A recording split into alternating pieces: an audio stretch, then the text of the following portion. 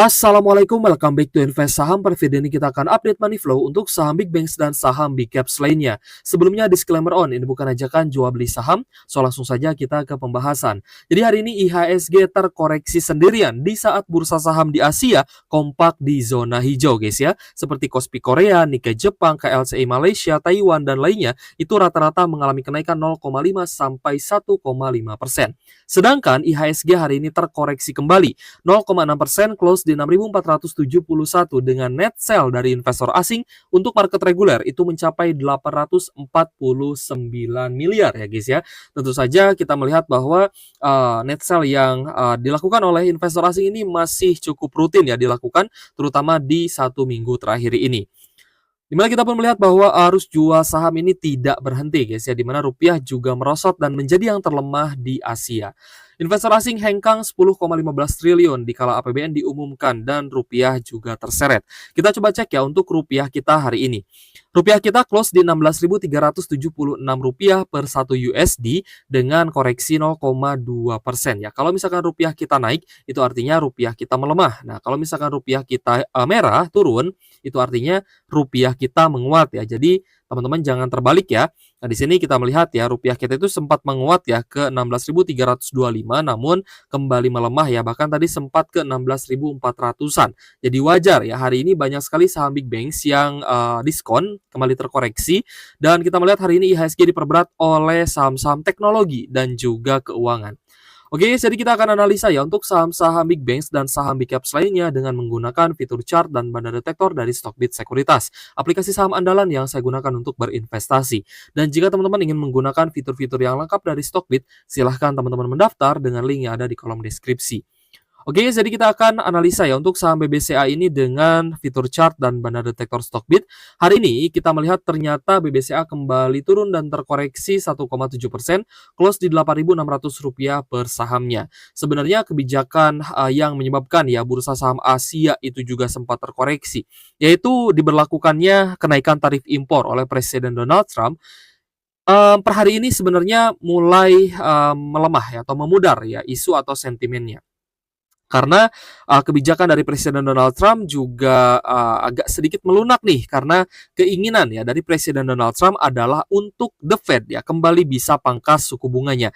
Karena menurut beliau tidak akan ada orang yang tambah kaya ya ketika suku bunganya tinggi. Ya maka kalau misal suku bunganya nanti dipangkas turun, pasti akan ada banyak pengusaha yang akan meminjam dana ya ke perbankan, dan sehingga bisa menyerap lapangan pekerjaan juga ya, bisa membuka lapangan pekerjaan untuk lebih banyak pekerja di Amerika Serikat. Nah, sebenarnya hal ini kita lihat ya berdampak positif untuk bursa saham di Asia. Namun ternyata untuk saham Indonesia masih terkoreksi, dan ya kita lihat masih ada net sell asing, yang artinya investor asing melakukan distribusi besar-besaran terhadap saham-saham di IHSG. Ini fakta ya, karena money flow itu adalah angka yang tidak bisa dimanipulasi gitu ya. Kalau misalnya terjadi net sell ya berarti distribusinya besar. Kalau misalnya terjadi net buy berarti akumulasinya yang besar. Dan itu juga akan terlihat ya guys ya di data obligasi negara. Nah, kalau misalkan Indonesia ini menarik, pasti obligasi negara juga akan banyak peminatnya. Oke, jadi untuk saham BBCA hari ini kita lihat ya close di Rp8.600 per saham dengan koreksi 1,7%. Kita lihat dari banda detektor Stockbit ternyata ada distribusi yang cukup besar nih secara rata-rata atau average ya, terutama dari YUKZ, ZPAK, dan juga RX ya, dengan net sell asing sebesar 611 miliar dan BBCA menjadi saham yang paling banyak dijual asing. Nah, kita kan kemarin sempat bahas ya bahwa teman-teman yang sudah cuan nih ketika market sedang merah seperti ini, tolong consider untuk take profit ya. Jangan lupa guys untuk take profit. Yang pertama, manfaat dari take profit adalah modal teman-teman pasti bertambah kan. Misalkan teman-teman invest 100 juta. Ya, 100 juta teman-teman cuan nih 10%, berarti teman-teman cuan 10 juta. Nah, 10 juta itu adalah untuk penambahan modal. Next entry, teman-teman modalnya bukan 100 juta lagi, tapi 110 juta. Seperti itu. Nah, itu teman-teman tinggal hitung saja ya berdasarkan capital gain teman-teman dan berdasarkan jumlah modal yang teman-teman investasikan. Lalu manfaat kedua, ya teman-teman bahkan bisa entry lagi di harga yang lebih murah. Nah, itu menurut saya juga salah satu privilege ya atau keuntungan untuk kalian ya para investor nih yang masih pegang cash. Ya, di saat marketnya sedang merah, itu artinya kalian sedang menadah hujan emas gitu guys ya, sedang menadah peluang emas di market. Itu yang selalu para investor kawakan bilang gitu ya, bahwa ketika market turun itu artinya adalah peluang emas. Nah, itu bisa kita manfaatkan ketika kita memiliki cash. Cashnya dari mana? Ya, cashnya itu dari kita take profit. Makanya kalau misalkan ada kesempatan take profit, segera teman-teman ambil ya, di take profit seperti itu. Nah, di sini kan BBCA lumayan ya, sudah cuan juga nih 9,3%. Ya, kalau misalkan kita lihat ya, memang tidak ada investor ataupun trader yang dia bisa pasti ya beli di area bawah di harga terendah banget, itu nggak mungkin gitu ya. Atau dia jual di harga tinggi banget, semuanya itu tidak mungkin. Ya kalau misalkan ada DCA itu mungkin saja, tapi kalau misal semua misalkan dia tepat gitu ya, oh saya beli BBCA di harga terendah deh di 8.400-an. Tiba-tiba besoknya langsung naik, itu jarang sekali terjadi ya, meskipun ada tapi kemungkinannya sangat kecil. Jadi kalau misalkan kita ukur kenaikan 9%, ya setidaknya teman-teman pasti dapatlah 5-7%. Itu sudah lebih bagus ya dibandingkan teman-teman yang nyangkut seperti itu. Tapi yang nyangkut pun selama sahamnya rutin bagi dividen, jadikan pembelajaran ya, ketika sudah cuan segera take profit, dan ketika turun lagi kesempatan untuk kalian bisa beli di harga yang lebih murah. Seperti itu. Karena prinsip dari investasi adalah buy low sell high gitu ya.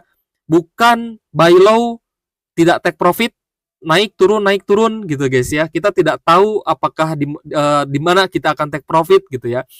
Karena psikologis manusia itu ketika naik, mereka akan membangga-banggakan ya. Ada yang screenshot porto, wah mudah sekali ya investasi ya. Wah, ini porto saya hijau-hijau gitu ya.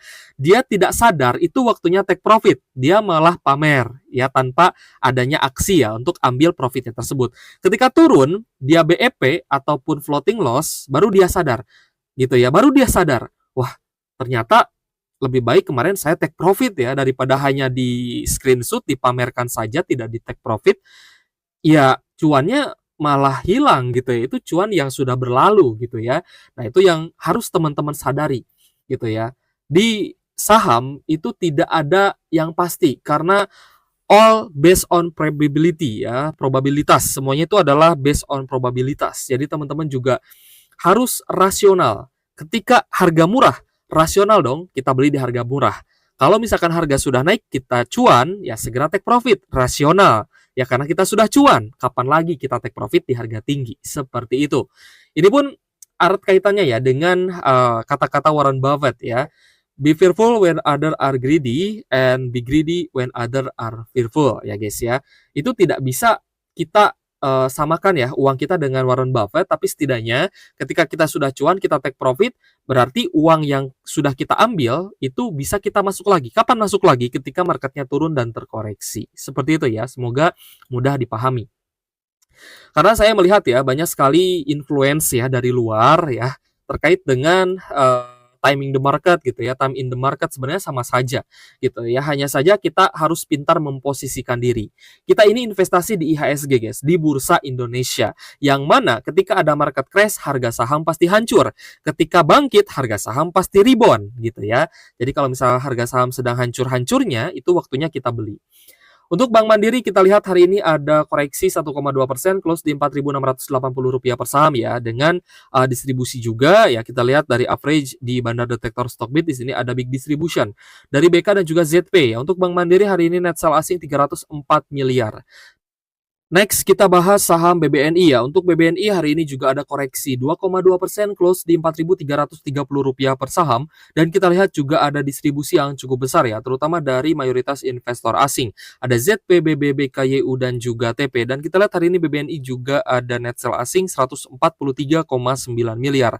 Jadi untuk BBNI pun kita lihat ya, ini sudah turun dari zona overbought. Jadi kalau misal teman-teman ingin menunggu untuk entry lagi di BBNI, teman-teman tunggu saja di zona support ya, di sekitar 4.000 sampai 4.100-an. Nah, tapi dengan catatan tidak jebol di bawah 4.000. Karena kalau misalkan BBNI ini jebol di bawah 4.000, ada potensi BBNI ini bisa turun lebih dalam lagi. Tapi semoga saja akan ada pantulan ya di zona supportnya, sehingga kita nanti bisa ambil lagi nih ketika BBNI sudah mencapai zona oversold dan mulai ada tanda-tanda technical rebound atau pembalikan arah. Ini sangat penting ya untuk kita perhatikan guys, karena jangan sampai kita asal entry. Selanjutnya adalah BBRI. Untuk BBRI hari ini ada kenaikan 2,13%, close di Rp3.830 per saham. Dan kita lihat juga ada normal akumulasi ya. Ternyata di saat 3 saham Big Banks lainnya didistribusi, ada saham BBRI yang masih diakumulasi, terutama oleh BK atau JP Morgan. Lalu ada TP dan juga AK ya.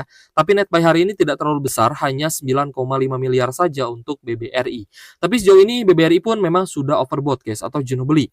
Jadi kalau misalkan ada koreksi ya BBRI-nya kembali turun, itu adalah hal yang wajar karena sudah jenuh beli juga ya, sudah overbought juga nih untuk saham BBRI-nya.